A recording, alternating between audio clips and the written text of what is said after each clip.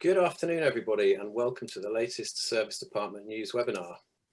Today, we are going to be talking about sustainability and why it perhaps hasn't been top of the agenda in the Service Department sector. My name's George Sell. I'm Editor-in-Chief at International Hospitality Media.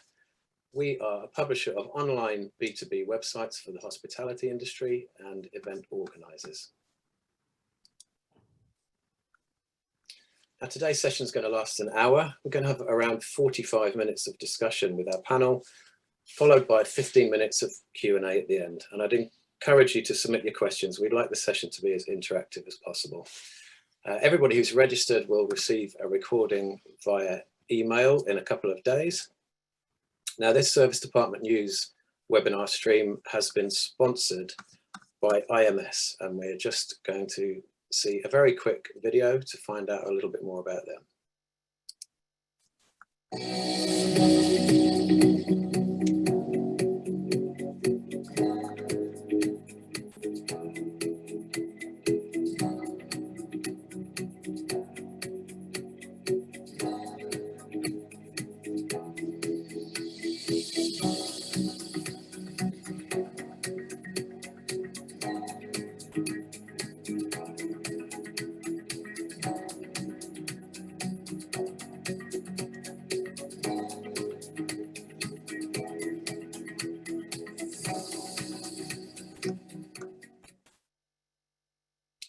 So thanks to IMS. If you'd like to find out more about what those guys do, you can see contact details in the chat. So please do drop them a line. So we've got a fantastic panel with us today, and I'm going to ask them all to introduce themselves one by one. So we'll go from the top. James, good afternoon to you. Good afternoon, George. Hi there. Yeah, I'm James Fry. I originally founded base Aparthotels in Switzerland. I lived over there, moved back in 2018, and have now set up beyond Aparthotels and apartments.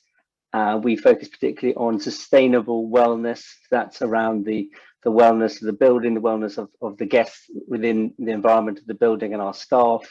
So there's little things like non-use of chemicals, air filters for the air going into the rooms, no VOCs and paints and glues and so forth. And then surround that with carbon neutrality and a low waste environment, and happy to talk more about it as we go forwards. Thanks, James. Veronica, over to you. Thank you, George. I'm Veronica Broomes, and I'm wearing two hats here today. This is the hat as an operator of a service department business, which comes through Excel Property Partners Limited. And our brand is Excel City Apartments. We're based in Sheffield.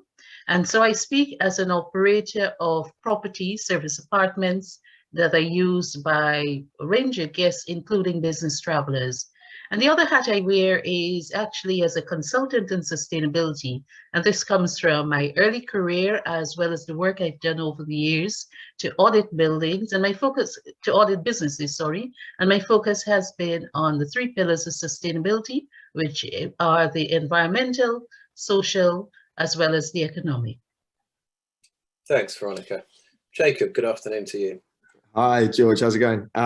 So I'm Jacob. I'm the CEO, co-founder of Stasher. In a sentence, that's like Airbnb, but for luggage storage. That was all going very well until the pandemic, when it stopped going quite so well. And that's the reason I'm also the co-founder of Treepoints. That was something we started last year. That's effectively a climate tech startup, and we help businesses with, well, environmental causes they want to support. For example, carbon offsetting, tree planting, but a whole range. Thanks, Jacob. And Richard, good afternoon to you. Yeah, good afternoon, everybody. I'm Richard Rowley. I'm the CEO of the Mansley Group. We own and operate through Mansley Service Apartments 7 blocks of service apartments in London, Edinburgh, Inverness and Cheltenham. 2 of these have been operating since the 1960s, so we've been in the business a while. We also have a number of long-term let residential properties which are rent out on AST, so we're quite familiar with EPC, so we are rated in some of our buildings. Perhaps from a sort of contextual relevance of today's discussion, we own over 1,200 acres of forest, which were part of the Forestry Stewardship Council and program for the endorsement of forest certification. So, and we capture about 18 cubic meters of carbon per acre every year. So it's about 9,000 cubic meters of carbon each year. From a sustainability point of view, we've been conscious of it for a long time. We have tended to take a continuous improvement approach. So we kind of replace gas cookers with electric induction hobs, etc. But I sort of scratched my head, how can we do things better? We've been thinking of ways on how we can improve on this. We've studied our cause open source work, which I think has been great. And we've just started to work with green tourism to give us some structure and direction in our approach. Thanks, Richard. And finally, Toby, welcome to you. Thank you, George. So I'm Toby Roberts. I am the Quality Assurance and Compliance Officer for SilverDoor Apartments. SilverDoor are the largest service department agency specialising in corporate travel. And my role at SilverDoor, as I said, is Quality Assurance and Compliance. So it's very much a project-based role with the core focus in maximising our duty of care to our corporate clients. So that can take on a number of different hats. Obviously, particularly over the last 18 months, 2 years, it's been focused on the health and safety and the quality side of things. But obviously, with current trends in the market, we have to listen more to the client, and certainly been focusing more and somewhat of our resources on the well-being and sustainability side of things. So I'm looking forward to a good discussion today. Thank you. Thanks, Toby. So before we crack on with the conversation, I just wanted to give some context by showing a few stories that we've run on Service Department News in recent months. Having titled the discussion, Why Isn't Sustainability Being Talked About in the Service Department Sector, I did actually receive 2 press releases in the same day about operators who were trying to do something about it, which was quite heartening. So it seems like things are already changing since we planned the website. One of those stories was Lamington setting an ambitious zero carbon goal for its estate. And we've run quite a few other stories. So a lot of the big institutional landlords are really much further down the road with this agenda. So Naveen, they're aiming to make all of their properties carbon neutral by 2040. Richard's company, Mansley, was another example, was another of the press releases on the same day as the Lamington one, actually. So it was good to see that things are happening at various operators. Other things that we might want to talk about are corporate travel programs, whether they are green enough, whether they're catching up with the sustainability agenda. And green finance is also another interesting issue. So let's start by asking how the service department sector compares. How does it rank in terms of sustainability when compared with other hospitality and travel sectors? James, do you want to kick off with that one? Because I think you've got quite a good overview on that particular question. Yeah, thanks, George. Look, I don't think the hospitality industry as a whole has performed particularly well with regard to sustainability. It has been slow to play catch up with other industries. I can understand why that is, because in most cases the operator doesn't own the hotel that they operate. It's very difficult to go to the pension fund or asset manager and ask them for some capex to invest into the building. It's very difficult to do holistically across a complete set of brands as well. I think what's interesting about the service department sector is that there are some established older players and there are some new players. One of them you mentioned was Lamington and Room 2. There's people like Lock or Cove. They've rebranded their service department business too, who are making waves. I think Room 2 are a rare example. A lot of the other new ones are based around design and they focus on the experience of the guest with maybe some F&B and also the design of the rooms, I think. And I've been personally surprised because when I started up Base in 2015, one of our 3 pillars was sustainability. And I must be honest, one of the reasons we did that was because we thought everyone would be doing it. We couldn't see a world where everyone in hospitality didn't take that mantle on. and was pretty surprised, as virtually no one did. And therefore, we quickly became one of the leaders sort of in the industry. So I think, the service department sector has a great opportunity to pitch itself as the green solution for corporate stays in particular, as well as leisure stays, because it is slightly smaller, therefore maybe it's slightly more nimble compared to the very large hotel sector.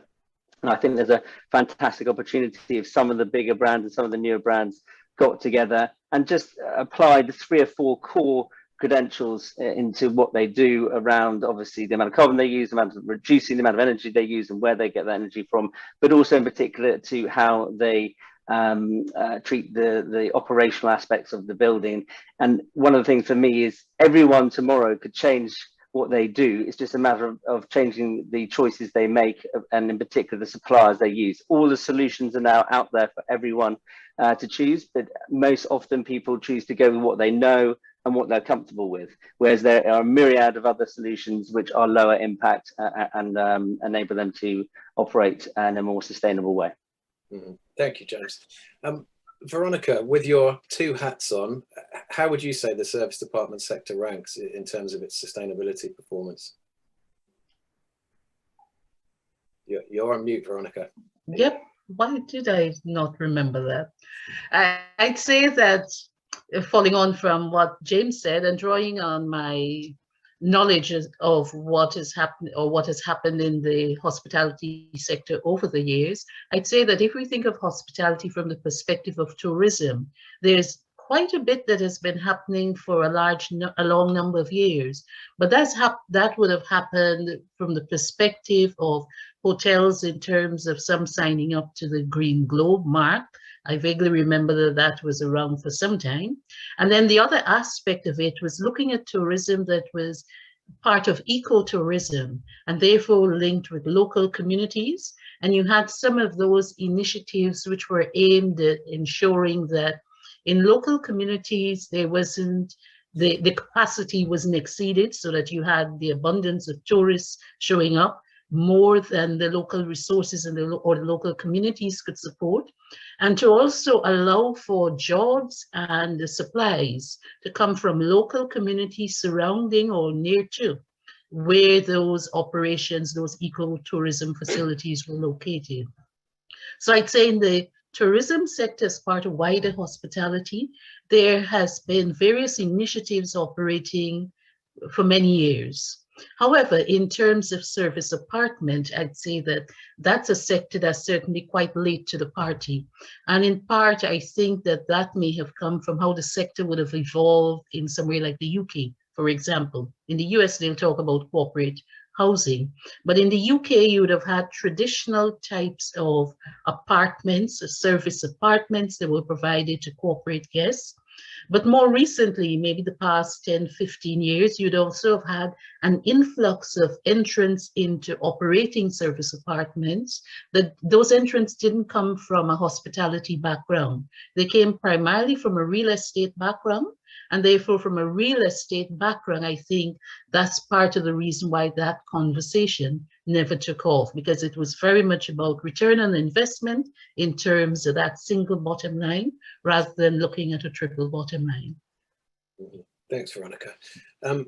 James, you touched there on a couple of companies that you think are doing well in terms of sustainability, the companies that are leading the charge. Are there any more you'd care to mention? And maybe you can quickly talk about what you did at Base in Switzerland, because that was one of the first companies that, as you say, to really publicize its commitment to sustainability.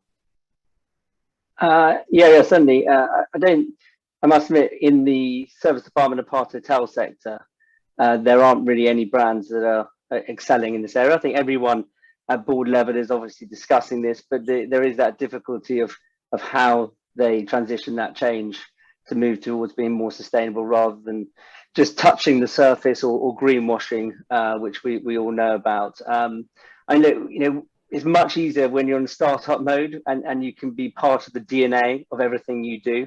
I'm not going to pretend that it's not a difficult thing to do. I mean, with Base and certainly with my new brand Beyond, it is the sort of first thing that we look for in everything we do in terms of the buildings, how we build those buildings, what we build them out of, where the energy comes from, how we reduce the amount of energy we use, and then in terms of the operational supplies and day-to-day aspects of the building. I mean, one of the big things we did at Base, which you mentioned, and we do beyond, is we don't use any chemicals to clean any of the rooms, the commercial kitchens, the floors, the toilets, anything like that.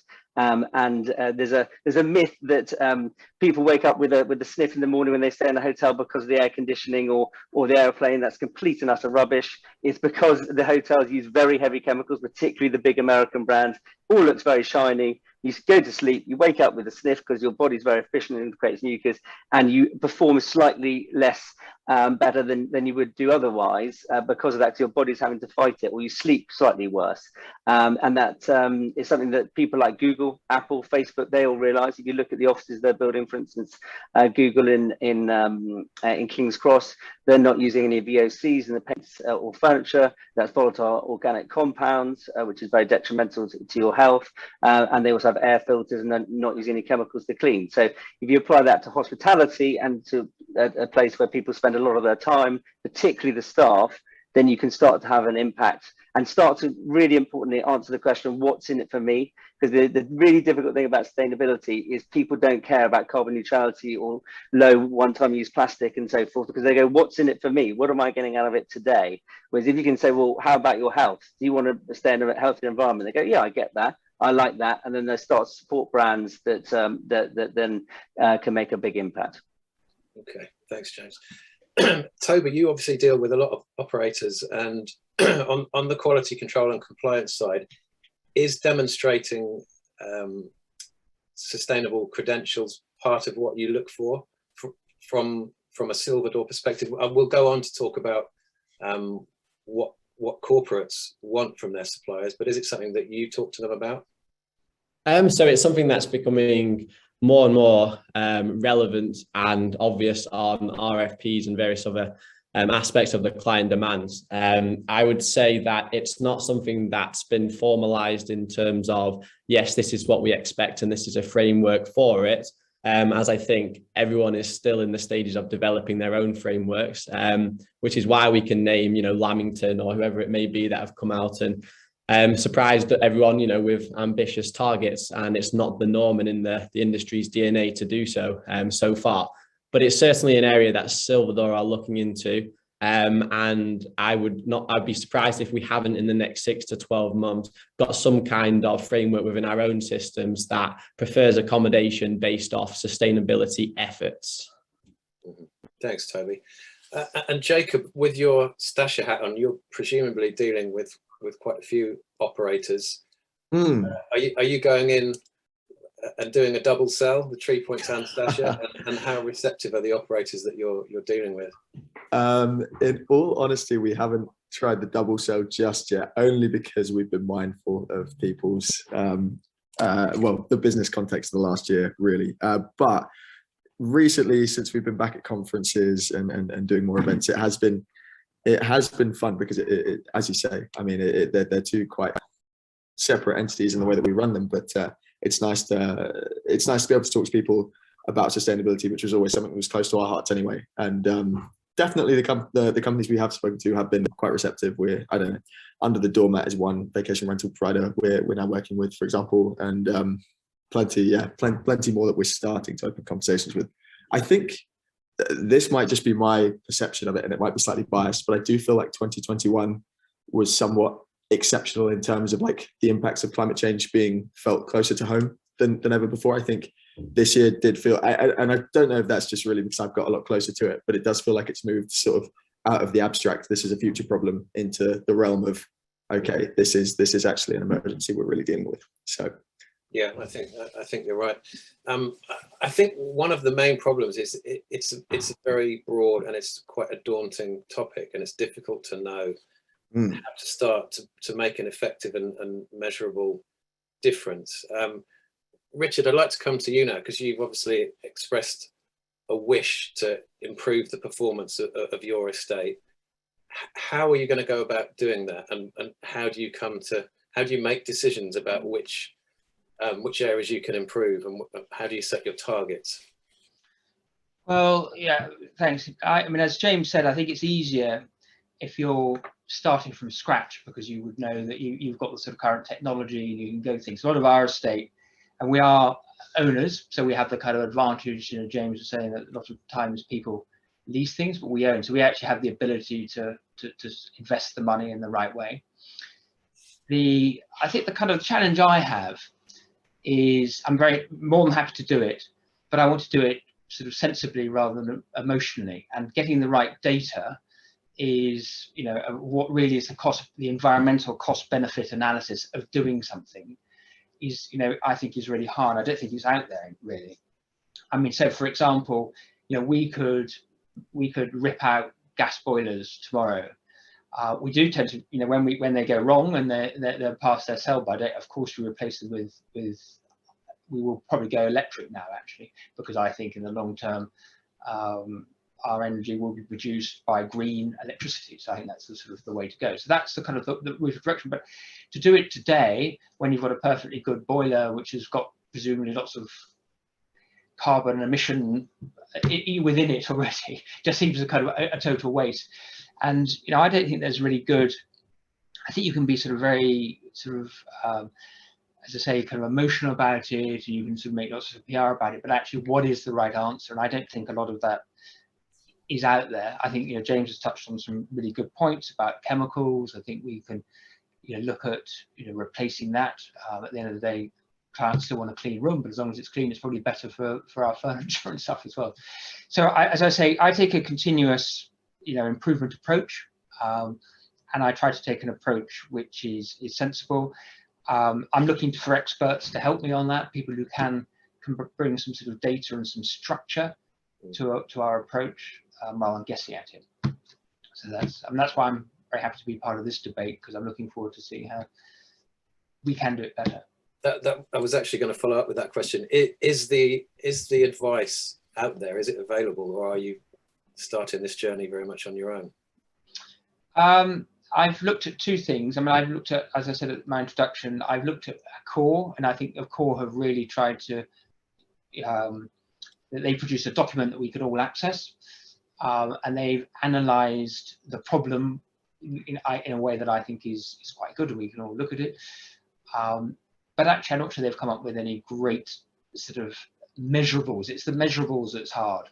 That's what I find is hard. Reliable data that actually tells you whether you're making a difference or not making a difference. But we're going to use, we've decided to use green tourism. They've got a structure. You know, they talk about sort of people goals, communication, you know, what you can do better, you know, the sort of planet goals and the places goals. So there's kind of, there are structures that we as a team can start to work towards. And I think, like a lot of, like health and safety in a way, part of the goal in things like this is getting it into the mindset of everybody. It's getting into the mindset of the people I work with, my team, to sort of do better things and think differently as in health and safety. And I think that's what this structure will do, and I think that will lead us into a better place. Yeah, thank you, Richard. I can see a couple of you want to come in on that point. Toby, I'll come to you first. Thank you. Yeah, so I think similar to Richard said, it's difficult to set your own goals and to have your own measurables, because obviously not every company has their own sustainability expert. So SilverDoor obviously wanted to do our part in terms of sustainability and duty of care. So we undertook an accreditation recently, which is responsible, ethical and sustainable travel, which was with Quality in Tourism, which was really interesting for us. It came and looked at all of our business practices and really sat down and thought about, you know, what sustainability measures we can take to reduce our carbon impact. And obviously, as a company, SilverDoor, you know, not operating properties, our carbon footprint is relatively low, but it doesn't mean that we can't make changes, you know, to improve our carbon footprint. So that was obviously one way of doing it. And there's also other ways. I think that's massively important for the sector in terms of making sustainability measurable. So you can look at things like science-based targets, which is a non-government organisation where you can submit your group's targets. I know Lamington, I think, did that. And that basically makes sure that the goals that you are setting have an actual measurable goal, that they're in line with the 2050 Paris Agreement, which is not increasing the temperature by 1.5 degrees or more. So it basically verifies the goals that you're setting. Thanks, Toby. And Veronica, you wanted to come in there as well. Yes, thanks, George. And following up the conversation, I'd say that it's so important to be able to do this as continuous improvement rather than thinking it's just a quick fix and it's just making a splash. Because if you do that, that's certainly a recipe for disruptive business, and you haven't necessarily made the business case.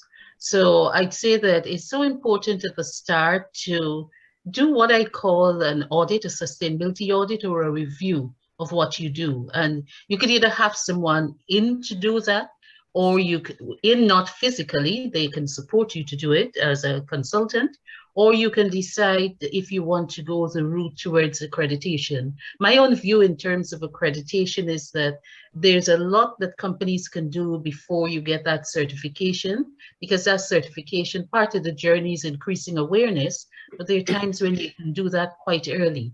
So if you have an audit, what that audit will flag, and this is something I do work with smaller business to support, is that it would flag what you're already doing.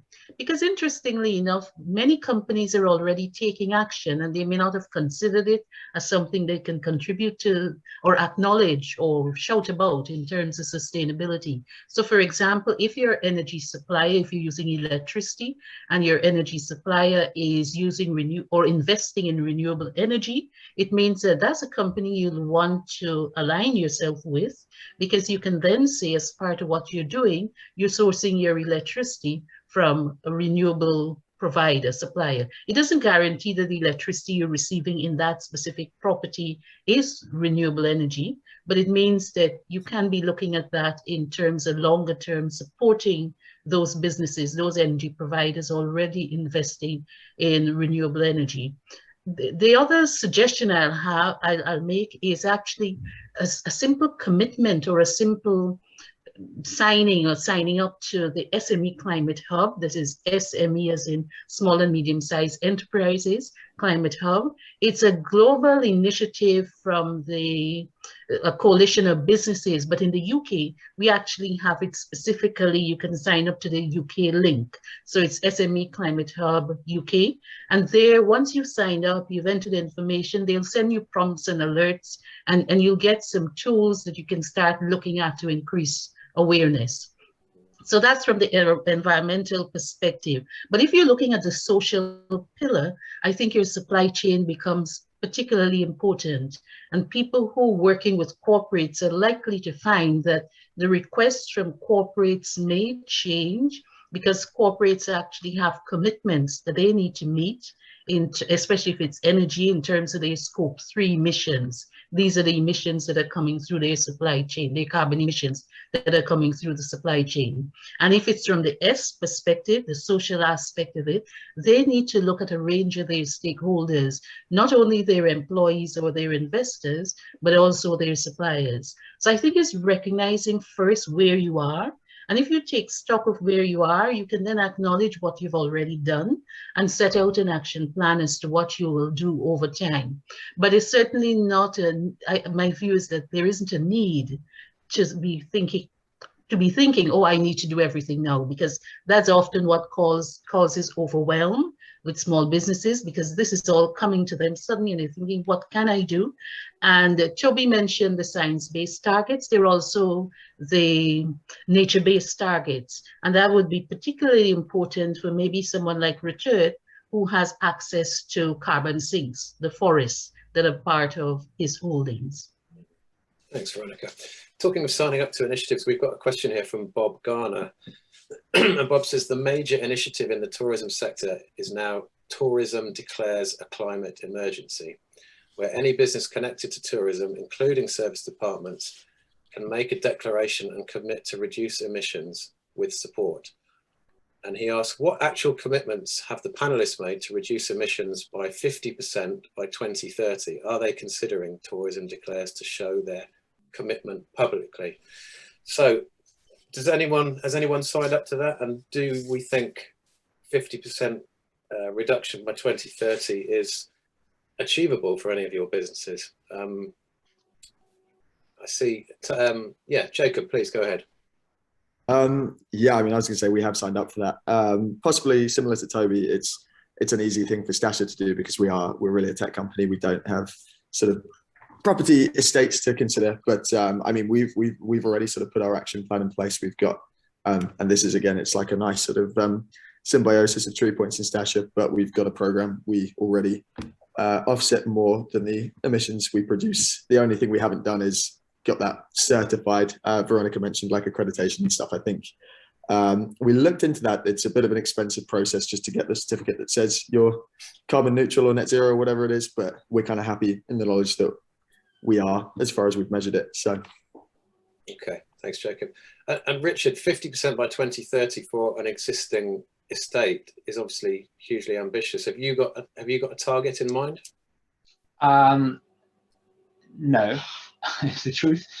Is the honest answer. I mean, I think, yeah, I like what kind of Veronica was saying. You know, I think, you know, that's where we're at. We need to do an audit. We may even be there with our forests. Who knows? I just don't know.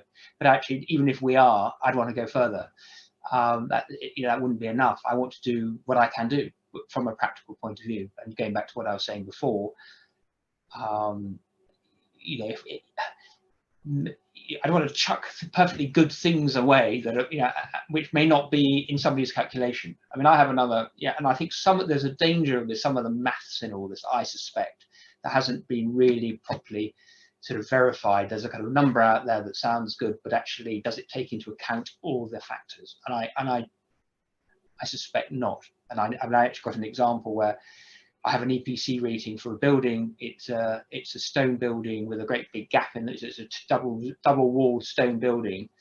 And the EPC people came around and said, I know it's got a double gap. It's probably fantastically efficient. But actually, the sheet that I have to fill in says it's not efficient because I can only say it's a single stone wall. So it's useless, whereas it's probably very good. So it's that kind of, I think the whole industry is has got a lot to learn. But so to the questioner, I'm very committed to do the best I can, and I am working on it. And I'd love to Veronica's point, get an audit and measure how we do. That's the best. Thanks, Richard. It seems to me that recently the importance of the ESG agenda to the institutional investment community has rocketed, and I suspect that it's ESG investing that's going to drive wholesale adoption of sustainability measures rather than governments and politicians. James, you've got some recent experience of starting a business and talking with investors. What is their perspective when assessing a new accommodation business with regards to their ESG policies? Yeah, again, I think we get a lot of airtime with investors because they all want to know more. They're very much in that investigative stage. They want to understand what we're doing, why we're different. Do they want to put their money into us?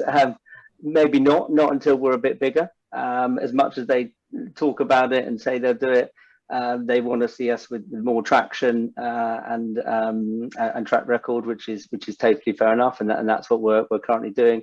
Now, I think it's become infinitely easier now. There is a financial benefit. I think the problem before was that everyone used to say, how much more is it going to cost me? And I think that has now gone, because in most cases councils are demanding that you build to BREEAM excellent. So I need a BREEAM excellent building.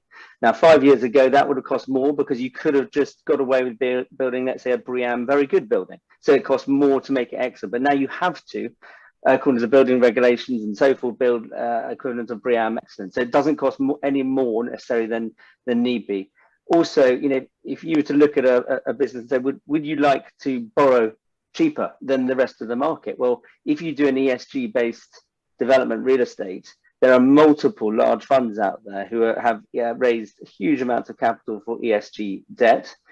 You can also argue that going forwards, there will be the ability to charge higher ADRs because the people who like and understand the importance of sustainability will put their money where their mouth is. And I think that will be corporates going forwards. They will demand it from their suppliers.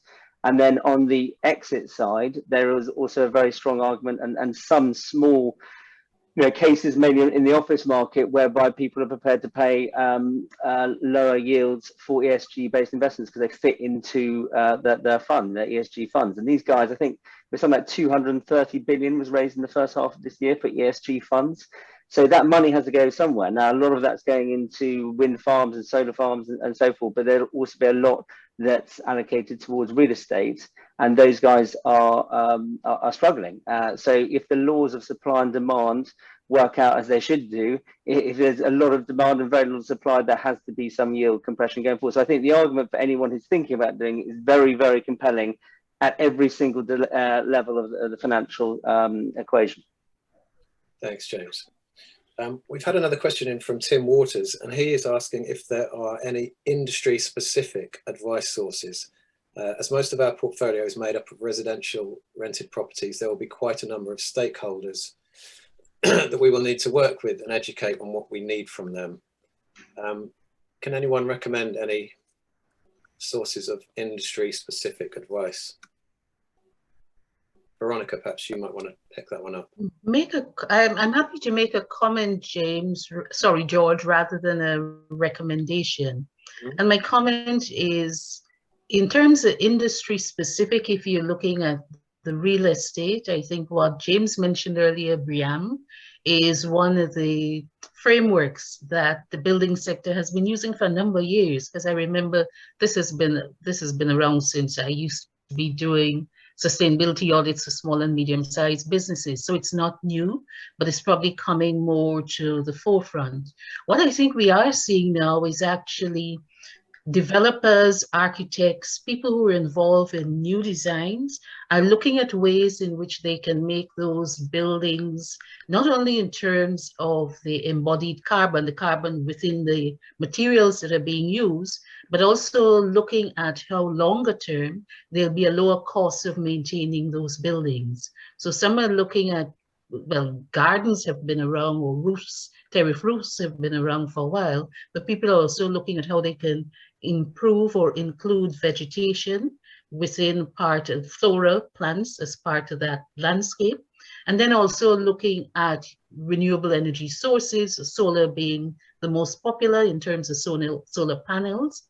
I know there's been this discussion around heat pumps and use of hydrogen in terms of alternatives to gas boilers, but I think it's recognizing that this is not a static scenario. It's very much dynamic, it's very much fluid. There's a lot of new technologies that will come on stream, some we may need to absorb or adapt to using within what we're doing, because part of it is behavior change. So I come back again to the SME Climate Hub, because I think that's an easy, simple one to access and begin getting some more conversations. If you're linked in the UK to any of the business support agencies, I'd say also make requests of them as to where can we get some information about that? Because when that happens, it means they're likely to put on events or provide seminars that would support businesses in order to understand what they could be doing. As a operator, I think that in addition to energy in terms of where we source it, we can also look at the items that we put for guest supplies, for example. So rather than us having miniature plastic bottles, we can be looking at ways where we can have reusable units. They're simple steps, but it means that we can begin looking at that in a more holistic way to inform our decision making, so it becomes integrated in what we do rather than being seen as an add-on. And just a quick one in terms of the comment earlier about this 50% reduction by 2030. I think it depends on the timeline that is being referenced in terms of time zero to the 50% reduction, because at the global level, the Conference of Parties, COP26, will be happening. These discussions have been taking place for decades. And when they talk about reductions, they usually use, as far as I know, 90, or as far as I recall, 1990 as a baseline year. So it's what countries were emitting at that time. It's not talking from the time you start taking action. So we need to be mindful of that. And if you're already taking many actions and you're robust and you have reduced your carbon emissions considerably, it means that it's not the next 50% that you'll be looking for. It means that you've gone as far as you could. You can then decide if you want to be offsetting by way of trees or any other type of initiative. I do have some concerns about that because trees are not necessarily the solution to absorbing carbon or being carbon sinks, not necessarily only, but it's being aware of that. It's just about getting that awareness and to be able to make informed decisions. Thanks, Veronica. I should mention that Bob did actually paste the web address for Tourism Declares in the chat. So if anyone wants to find out more about that, then have a look after the session. And I neglected to mention that all our speakers' LinkedIn profiles are also in the chat near the top. So if you want to connect with them afterwards, then please do so. James, how do you think the construction of apartment buildings is going to change in the next few years as a result of the sustainability agenda?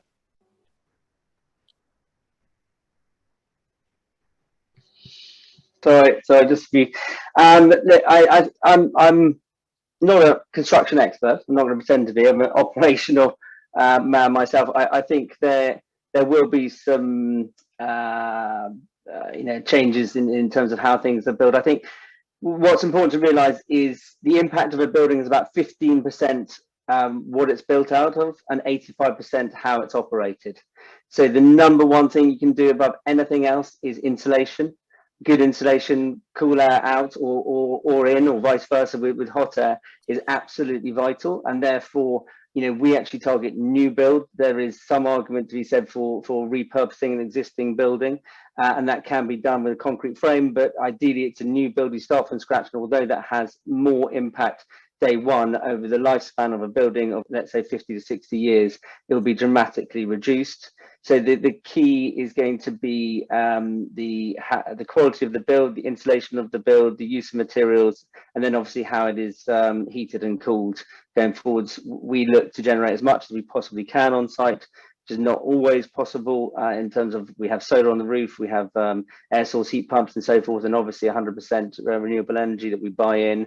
There's things like building management systems which enable you to measure. Something Veronica, talked about is very important to measure what you use and be able to look at ways of reducing that. Also to be transparent, to tell people this is what we're using, this is where we're looking to go. We're not perfect, but we're moving hopefully in the right direction. And then things like FF&E, where you're getting that from, how far away that's coming from. We don't want it coming from necessarily China or Thailand. We want it to be locally sourced.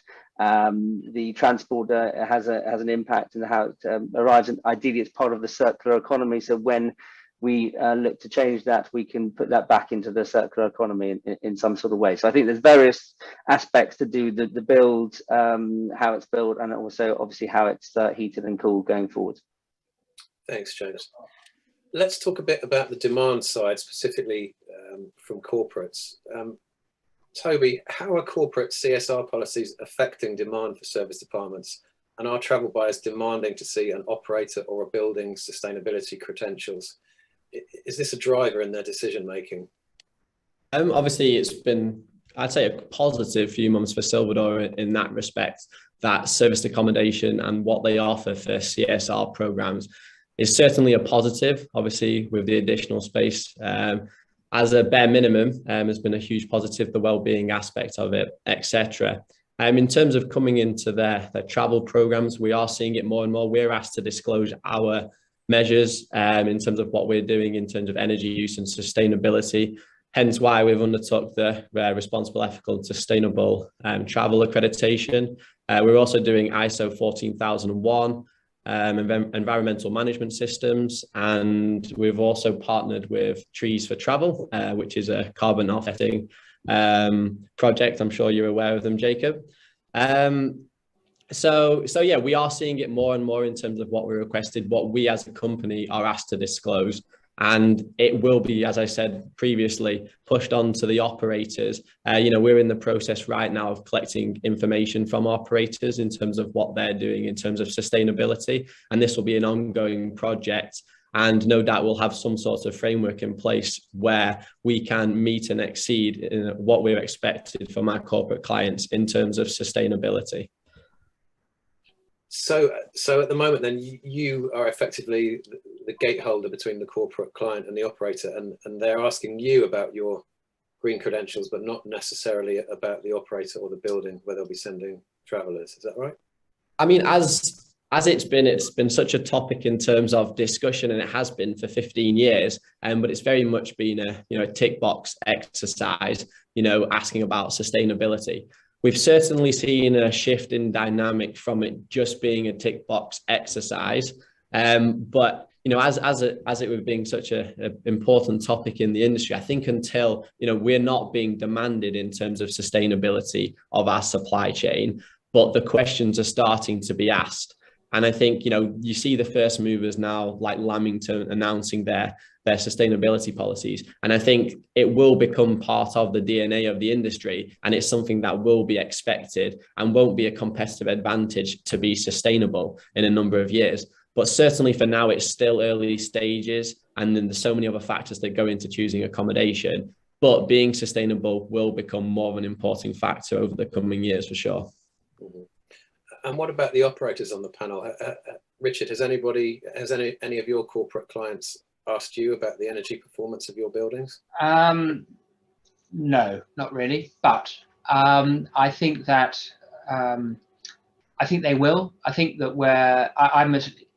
it's a bit of an analogy. It was only kind of 13 years ago that we used to have non-dynamic rates.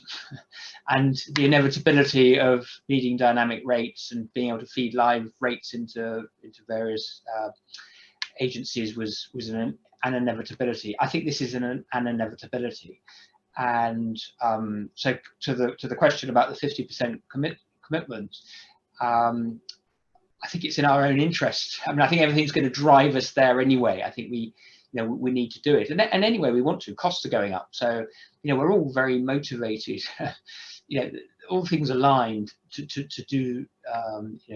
to become more sustainable. And it's just going to happen. And, we're definitely on that journey. We're definitely on that path. But to answer your question directly, no, we're not getting a lot of problems as a result of people saying, or having to fill in lots of forms. When that is not something we're doing. James, when you were operating the base properties in Switzerland, the sustainability element was a real selling factor for you. So do you think you attracted corporate businesses as a result of that over your competition? Yeah, I think it's again, like Toby was saying, it's a nice to have rather than a must have. I really, like I mentioned earlier, I think the way you communicate sustainability to the client is immensely important. You have to answer that question, what's in it for me? Because, like Richard was saying, they don't ask about how much energy you're using. But if you can translate that and say there is a benefit to the quality of your stay, to your health and the health of your employees, yeah, they really like that. People like UEFA, who used us a lot, GlaxoSmithKline and so forth, they really like that aspect. And they can sell that to their employees and say, look, we've taken a choice that's better for you, and that then works well for how they work with their employees. And I think that's really important going forward, that I think more hoteliers, hospitality providers can look to go down that route. I think corporates or the employees of the corporates will say, well, hang on a minute, why aren't we at Beyond? Because they're doing all this stuff and that's healthier and better for us to stay there. Plus, also, by the way, they are carbon neutral and they're zero waste and so forth. But that is very much a by the way thing rather than the reason to stay. And I think, I often, say that I think governments are going to legislate it, corporates are going to demand it, and individuals are going to expect it. So either you can bury your head in the sand and say it's not going to happen, or you can embrace it and say, like, let's get ahead of the curve, because this is only going one way. We're not going to get to peak sustainability in 20 years' time and all go, thank you very much, we can all forget about this. This is only going to get more and more important every single year. And final thing on that note, I think it's like 1996 of the internet, when we had AOL, Lycos, Yahoo, and so forth. We all knew it was going to be a big thing. We were all talking about the internet in those days. We never realized how much of an impact it's going to have on our life. We do not contemplate how much of an impact it's going to have on our life, the measures that we're going to have to take, going forwards. And I think if people do realize that, they see the opportunity, they can embrace it, and then they can look to create a business that hopefully then also influences other businesses to take action. The first time somebody showed me a website, I declared it would never catch on because it was so slow. So it shows you what a judge I am. Veronica, are we then still at the start of the process where client demand is going to drive the agenda? Do your corporate guests or even your leisure guests ask about how your apartments perform? Not as yet, but interestingly enough, neither from the corporate guests, which we don't have a large proportion of those, or leisure guests, but it's interestingly enough, a few months ago, we actually had one of the larger corporate housing providers. We were signing up to their list, and I was pleasantly surprised to see on their forms for signing up questions that related to sustainability. And that was a pleasant surprise, reason being that you often get the impression that when you're being asked to quote for an apartment or for a place, the focus is on that single bottom line, only how cheap it will be or the lowest price you can offer. But the fact that they actually ask questions that show that sustainability came into the context, the social aspect of it in terms of the people aspect of it, as well as the environment, that was a pleasant surprise. And what I'd say, and this is part of the message that I'd also like to share with the audience, the listeners, the viewers, is that we need to recognize that sustainability has 3 pillars in the main. It does have many more pillars, but I'd say that maybe we should have as a focus or a reminder that it's not only about the environment. There is a social aspect of it, so there is a people aspect of it, and the economic is important because unless you can make a profit and stay in business, talking about the environment or the people becomes irrelevant, because it means you can no longer stay in business because you're not making a profit. So it's remembering that you have 3 pillars. Even if it's ESG, the different aspect of it with the G in ESG is that the governance becomes more important, because people want to know whether the decision makers, the boards, the management, whether they're single focus or they tend to work with groupthink, or they're actually making decisions that are strategic and longer term that will protect the company from brand damage in the effect of social or environmental abuses or misuse of whatever it is that they're involved in or with. And whether if there's the implications in terms of carbon, whether they've already started thinking about how they'll de-risk for carbon. So I think that whether it's the ESG or whether it's the people, profit, planet you're thinking about, it's so important that we remember that sustainability is not only about the environment. Yeah. Thanks, Veronica. Okay, we are almost out of time, but I would like to ask you all in turn to predict how you think the service department and extended stay sector will look in 10 years' time, and how it will have changed as a result of the net zero carbon agenda. Toby, can I kick off with you, please?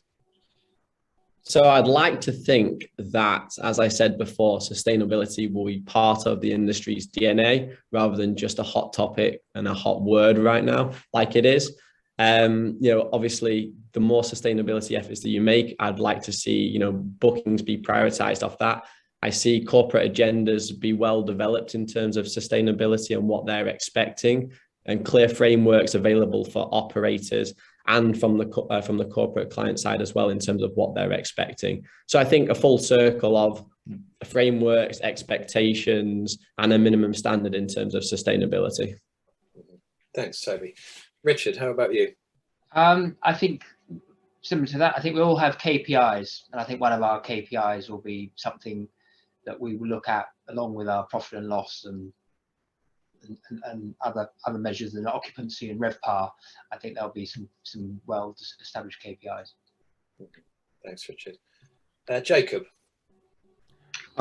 So I think, you want to sort of look at it through a lens of economics. I reckon the key of it's going to work is going to be all about aligning incentives. And it was a really interesting point Veronica made around the sort of single bottom line effect of people looking at prices, because I think sustainability at the moment is still a bit of a feature. It's not yet hit the point, like Toby was saying, where you want it to be really kind of more fundamental. I think, have you seen that curve? It's like, it's sort of an adoption curve of like, especially with startups, you see this, you've got like the early adopters, the people who really care and they drive the mission forward. I mean, yeah, it's good to see people like James and stuff on this panel basically fulfilling that role, but it will take a while before we hit that mass adoption. I think it kind of does come down to prices. I think if you can do sustainability in a way that it becomes sort of competitive, affordable, and then you're competing and it's not quite like for like, because you've got sustainable versus something that's not, sustainability is going to win as long as it's sort of similarly affordable. And I guess then, yeah,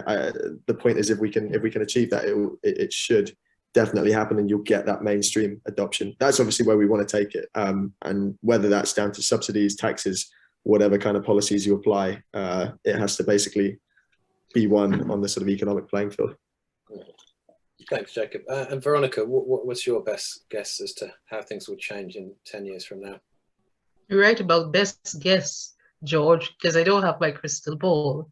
But I'd say I'm hoping that we'll see it being more a norm, a way of doing business, rather than it being a special feature. So we'll take it for granted that the energy, hopefully by then we'll have most of the energy being derived from renewable energy sources. Therefore, it means that we're unlikely to be talking about fossil fuel in the energy that we use in buildings.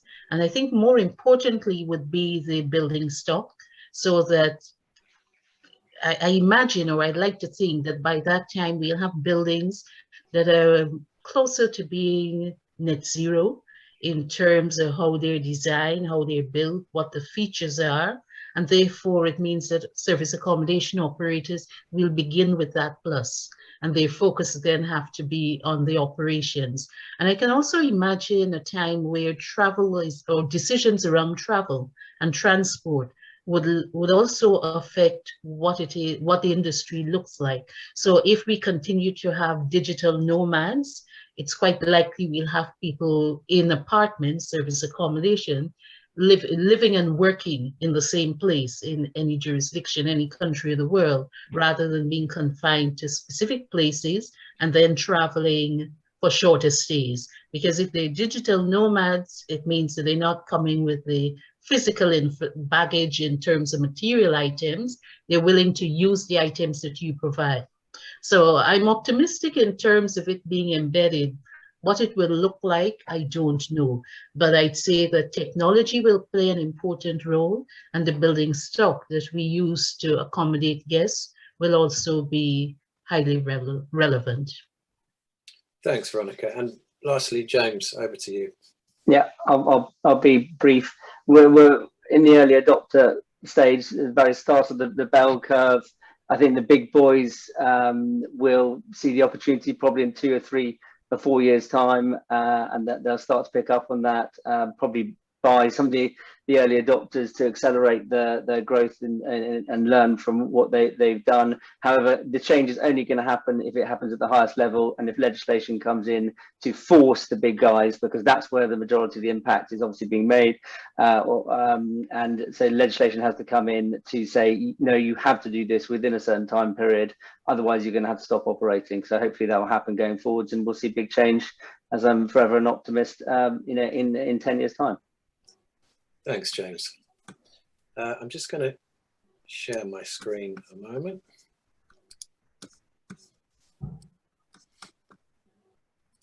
So thank you, everyone. That was a fascinating discussion. There's loads of food for thought there. At the end of the session, we're going to leave the chat open for 2 or 3 minutes because there's a lot of information. There's some links and so on in there. So we're going to leave that open for a couple of minutes. So anybody watching who wants to make some notes from there can carry on. Our next webinar is on October the 21st, and it's called The Corporate Housing Market. How has it recovered and what are the prospects? You should be able to see the link to register for that in the chat. Now, later this month, we are launching an exciting new event called the Urban Living Festival. We've had to postpone a couple of times due to the pandemic, but it is happening at Tobacco Dock on the 26th and 27th. And we are looking at the convergence of various hospitality and real estate asset classes and the way cities are evolving. More information in the chat. It's going to be a really exciting event. On the subject of ESG and sustainability, we have got a session at the Urban Living Festival about ESG and impact investing. And on November the 4th, my colleague Eloise is hosting a Boutique Hotel News Trailblazer webinar about sustainability in hotel assets. And you should be able to see all the information you need about those in the chat. If you're interested in sponsoring any of our events or webinars, please contact my colleague Katie. You can see her contact details there, and also I believe in the chat. Do give us a follow on across any of the social channels. We're quite active on all the ones you can see there. And I'd finally like to say a big thank you to James, to Richard, Veronica, Jacob and Toby for a great session. It's been really interesting. Do carry on the conversation with them afterwards. Their connections, their details are in the chat. Enjoy the rest of your day. Thanks everyone for being with us. See you on the next one. Thanks very much.